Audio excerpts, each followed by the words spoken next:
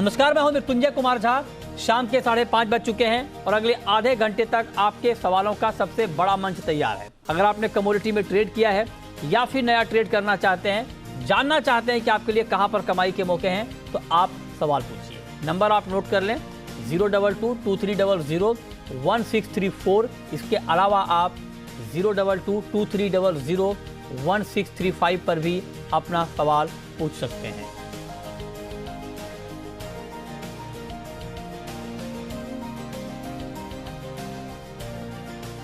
और आज की चर्चा में हमारे साथ 4 खास मेहमान जुड़ रहे हैं।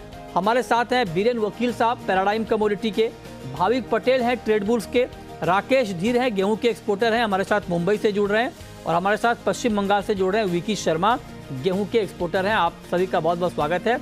और बुलेटिन की शुरुआत एक महत्वपूर्ण खबर के साथ। खबर यह है कि गेहूं एक्सपोर्टर्स की ये दलील है कि उनकी मुश्किलें बढ़ गई हैं और अब एक्सपोर्ट बैन के बाद ट्रेडर्स और एमएनसीज जो मल्टी नेशनल कंपनियां हैं उनके बीच ठनसी गई है। कई एमएनसीज जो हैं वो ऑर्डर रद्द कर रही हैं। जो ट्रेडर से उन्होंने ऑर्डर लिया था गेहूं खरीदने का, वो ऑर्डर रद्द कर रही हैं। इसको लेकर कुछ गेहूं ट्रेडर्स ने कोर्ट का भी रुख किया है। डीजीएफटी इस पूरे मामले में जल्द एक्सपोर्टर्स की मीटिंग बुला सकता है, ये सूत्रों के हवाले से हमें जानकारी मिली है। 14 मई को सरकार ने गेहूं एक्सपोर्ट पर रोक लगाई थी। और खबर ये भी है, बहुत सारे एक्सपोर्टर ये भी कह रहे हैं कि उन्हें जो पहले ये कहा गया कि जो 13 मई तक जिनको जो गेहूं पोर्ट पर पहुंच चुका है उसका एक्सपोर्ट हो जाएगा, तो ग्राउंड पर यहाँ पर भी कुछ दिक्कत आने की खबरें आई हैं।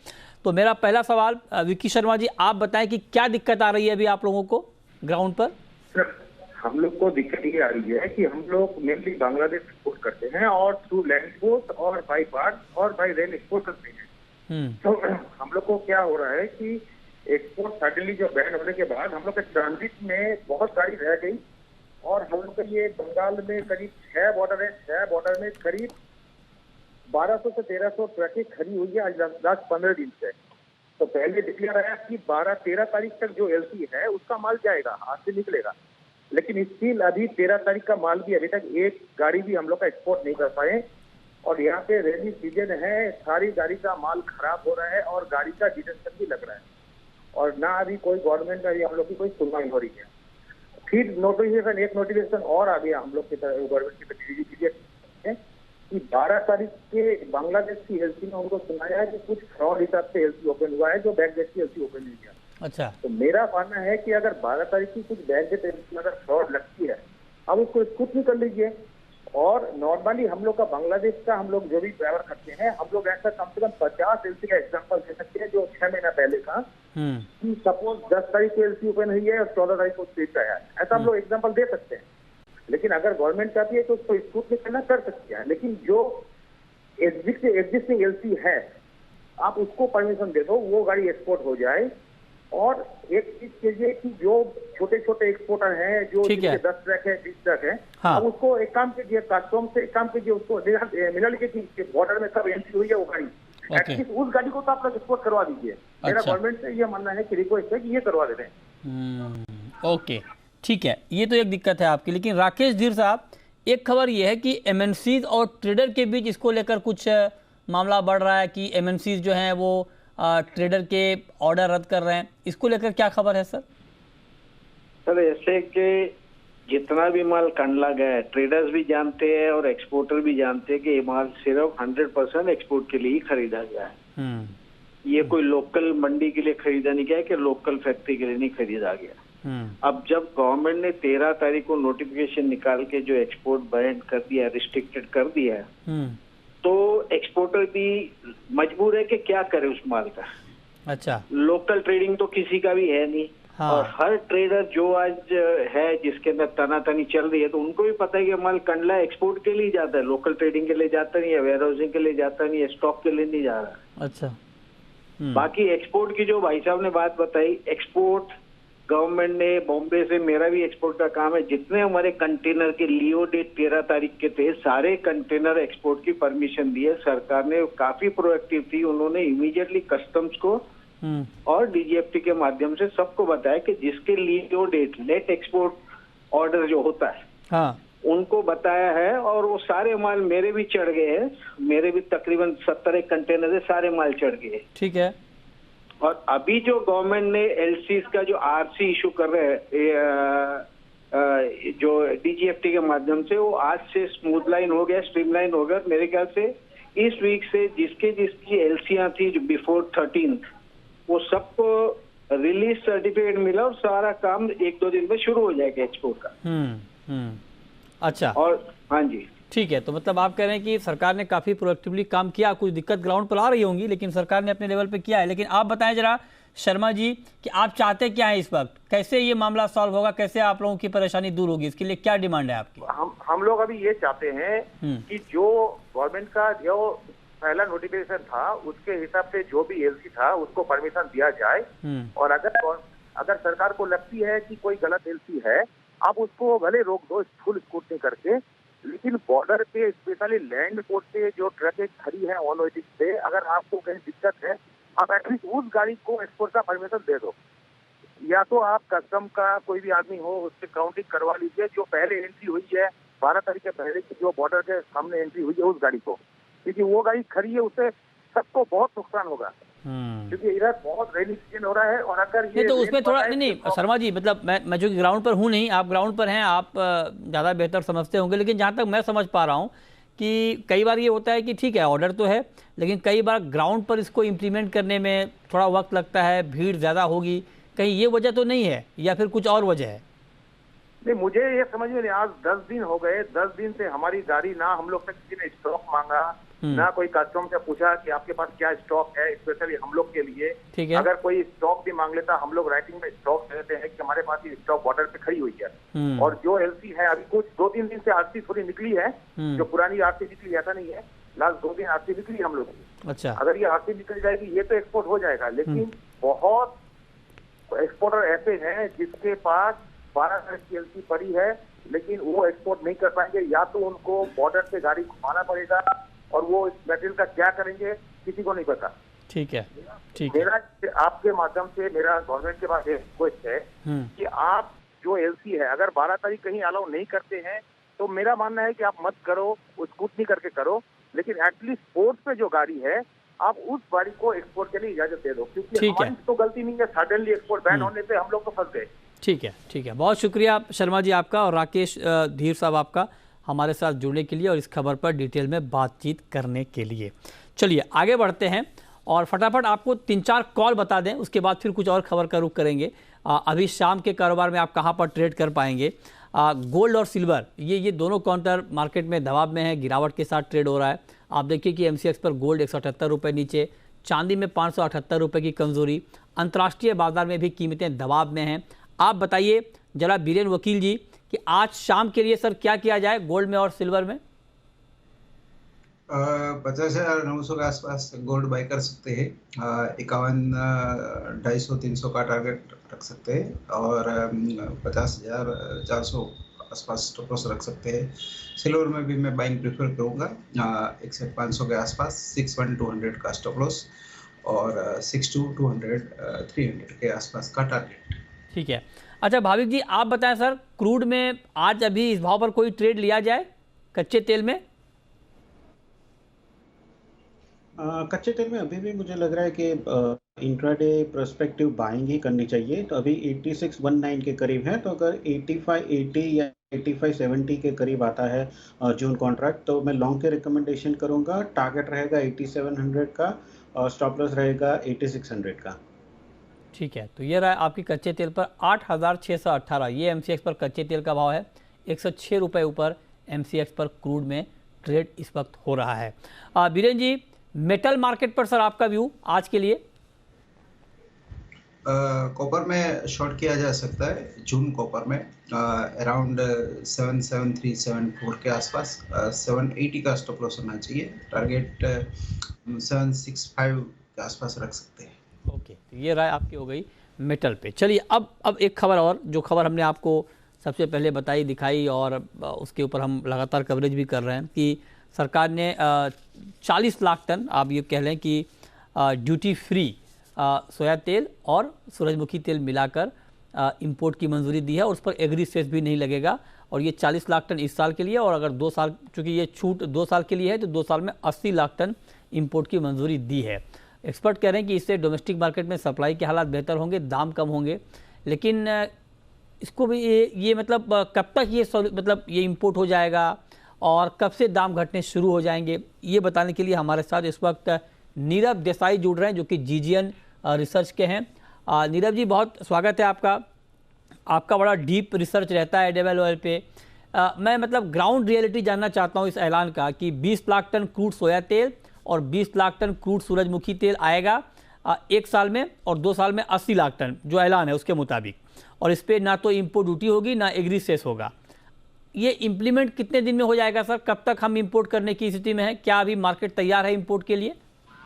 देखिए, ये इंपोर्ट तो जो जनरल मार्केट आ रहा है उसमें इंपोर्ट में हो सकता है, पर प्रॉब्लम ये है कि ये कोटा सिस्टम से इन्होंने एप्लीकेबल किया है और ये कोटा की एप्लीकेशन की लास्ट डेट 16 जून है। एक बार 16 जून को ये सारी एप्लीकेशन कंप्लीट होंगी, फिर गवर्नमेंट प्रोसेस करेगी और कोटा इशू करेगी, तो समझिए कि करीब करीब एंड ऑफ जून हो जाएगा ये हमको कोटा आते आते। अच्छा, तो अब ये जो जीरो ड्यूटी हुई है उसका बेनिफिट कंट्री को एकदम से नहीं मिल पाएगा। 1 महीना कम से कम और लगता है कि जब तक ये जीरो ड्यूटी वाला कोटा जो भी इंपोर्टर को मिले वो उसको अप्लाई करे और उसके बाद उसको मिलके और वो उसको यूज कर पाए। तो इमीडिएट इम्पैक्ट नहीं आ रहा है इसको। एक्चुअली सेस घटने say about 60 to 70 rupees per 10 kg का रिडक्शन आना चाहिए था। अब उसके सामने कल अर्जेंटीना ब्राजील में तो soybean oil market already $30-35 improve हो गया है। अच्छा। इन एंटिसिपेशन के इंडिया में कट आ गया है, पर सामने ये 70-75 रुपए का बेनिफिट हम अभी तक नहीं ले पा रहे हैं। हमारा इंपोर्ट कॉस्टिंग उल्टा $30 से बढ़ गया है।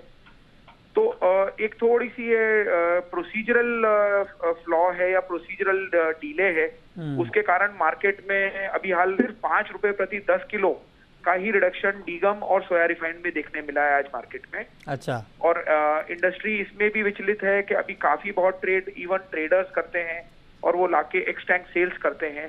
तो ये जो कोटा है ये एक्चुअल यूजर बेसिस पे दिखा गया है। तो क्या ये कोटा जो ट्रेडर इंपोर्ट करके लाएंगे और हाईसीज और बॉन्ड बेसिस पे ऑन रिकॉर्ड इंपोर्ट में एक्चुअल यूजर को देंगे तो वैसा चल पाएगा कि सीधा C&F कॉन्ट्रैक्ट ही एक्चुअल यूजर का करना पड़ेगा?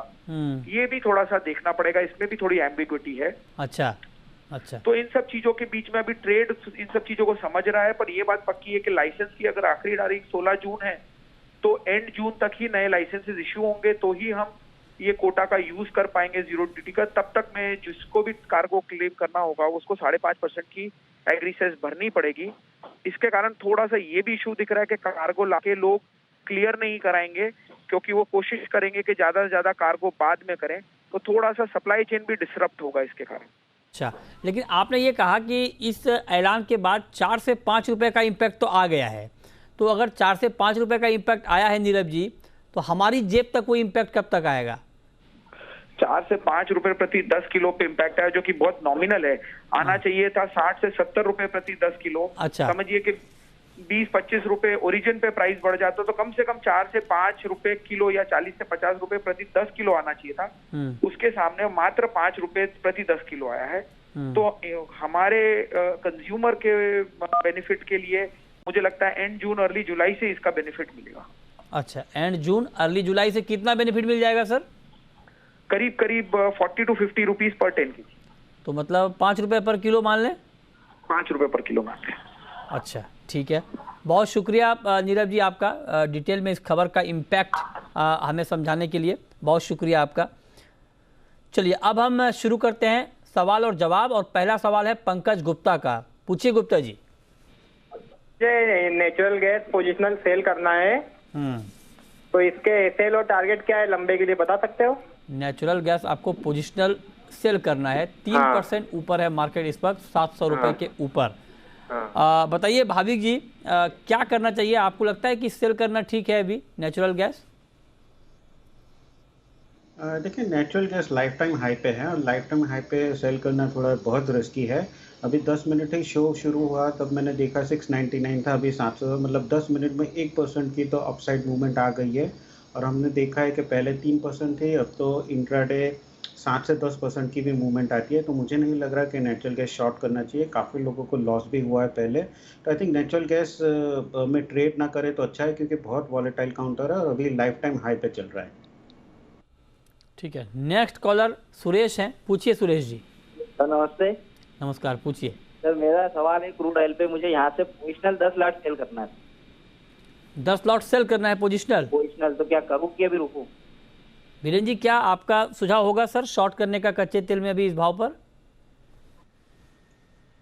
इस भाव में इंट्राडे के लिए शॉर्ट किया जा सकता है 8650 के आसपास। इसमें पोजिशनल कोई लंबे समय के लिए काम नहीं कर सकते, क्योंकि हेडलाइन ड्रिवन मार्केट है। एक हेडलाइन पॉजिटिव, एक दूसरी हेडलाइन नेगेटिव, तो मैं सिर्फ इंट्राडे के हिसाब से शॉर्ट कर सकते हैं, और शॉर्ट एंट्री से 125-150 का मैक्सिमम स्टॉप लॉस होना चाहिए। अच्छा, ठीक है, तो ये राय है आपकी MCX पर कि क्रूड में भी क्या करना चाहिए। नेक्स्ट कॉलर जय हैं हमारे साथ, पूछिए जय। सर मेरे को चने पे, मैं किसान हूँ, राजस्थान से बोल रहा हूँ, मेरे को चने पे सवाल पूछना। 90 कुंटल चना पड़ा है मेरे पास। ओहो, 90 कुंटल चना आपके पास पड़ा है, तो अभी आपने कुछ चना बेचा है अपना MSP पे, या फिर आपके आसपास मतलब MSP पे खरीद तो हो रही होगी? नहीं, मैं तो किसान हूँ सर, मैं किसान हूँ, मेरे घर में रखा है। नहीं, किसान हैं आप, तो किसानों के लिए जो MSP जो सरकार खरीदती है। नहीं, MSP पे नहीं बेचा सर। अच्छा, ठीक है, तो बीरेन जी वैसे तो चने का भाव MSP से नीचे है सर, अभी क्या सुझाव आपका इनके लिए? इसमें डिमांड बेहद कमजोर है, चने में काफी कमजोर है, और आपकी बात सही है कि MSP से नीचे भाव होने के बावजूद भी इसमें सरप्राइजिंगली मार्केट नीचा है।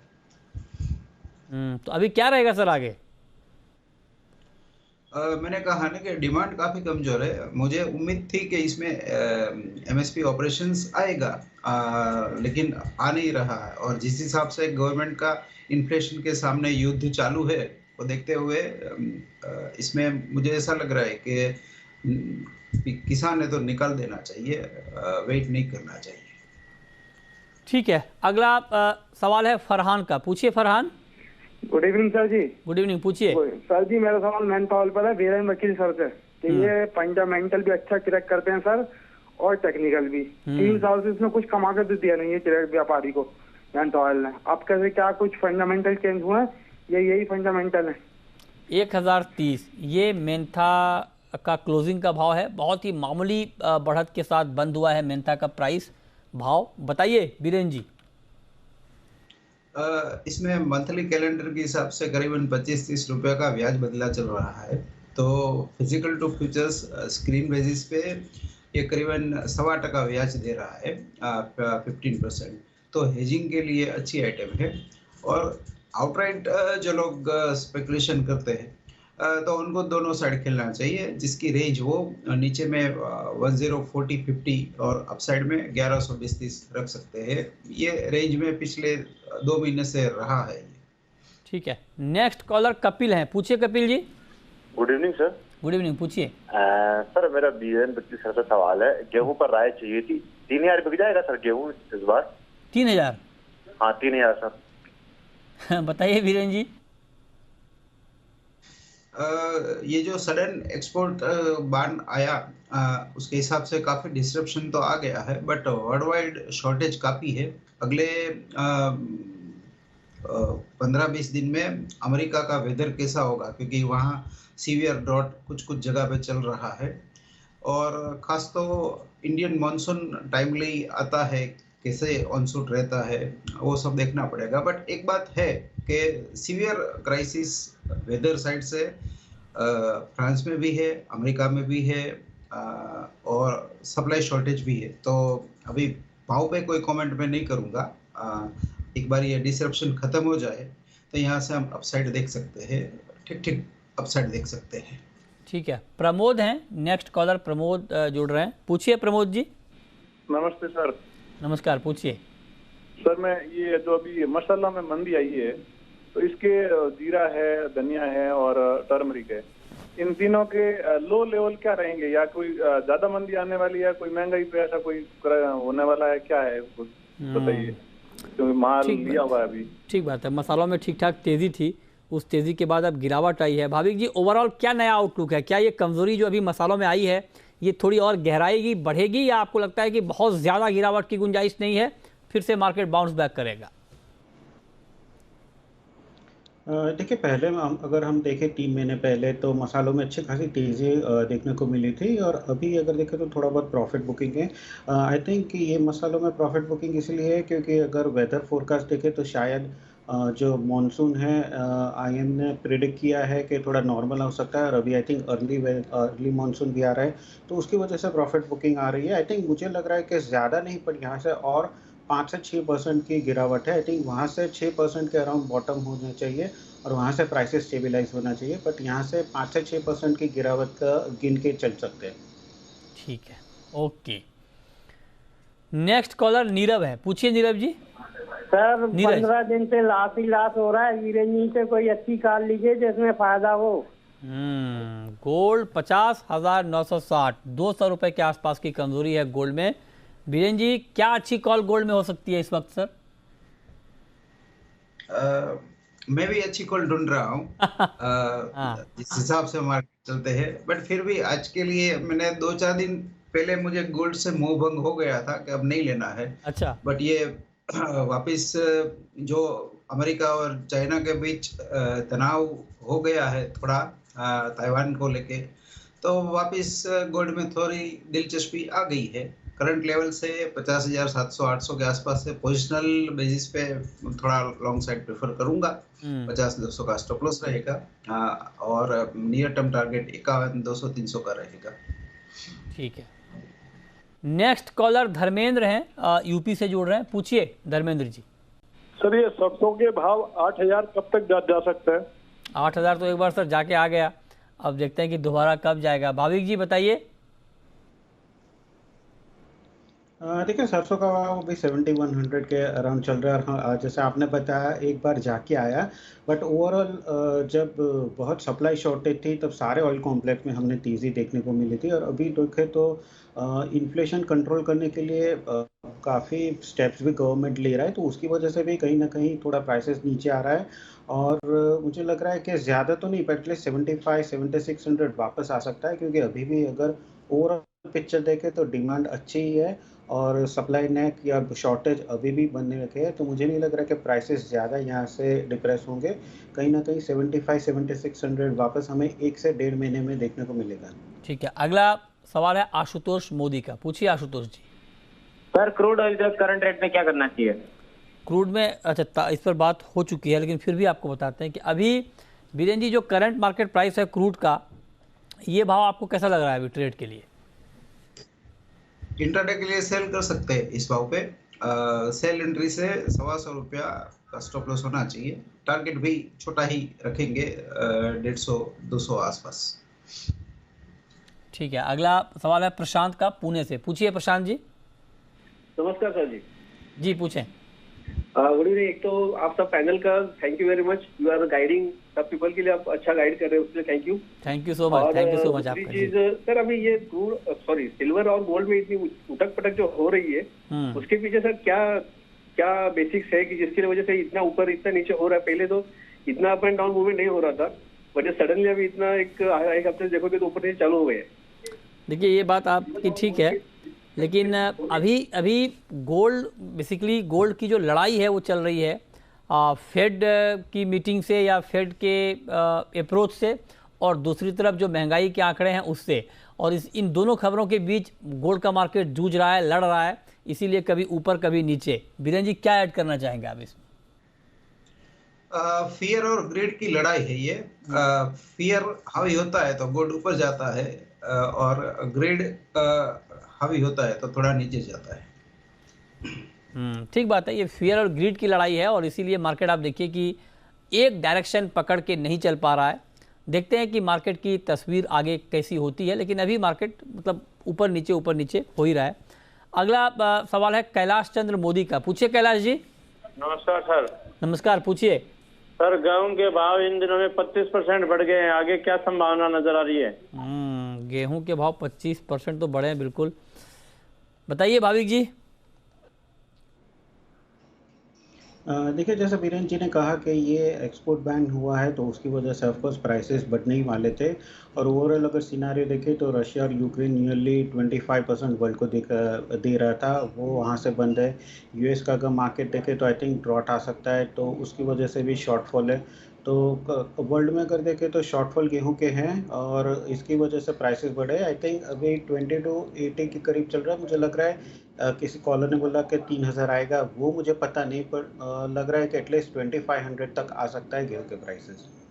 क्या तो ये राय आपकी हो गई व्हीट के ऊपर। बहुत शुक्रिया भाविक जी आपका, बीरेन जी आपका जुड़ने के लिए, बताने के लिए कहाँ पर कमाई के मौके बढ़ सकते हैं और ढेर सारे सवालों के जवाब देने के लिए। फिलहाल इस शो में इतना ही, छोटा सा ब्रेक, और ब्रेक के बाद भी खबरें लगातार जारी हैं। नमस्कार।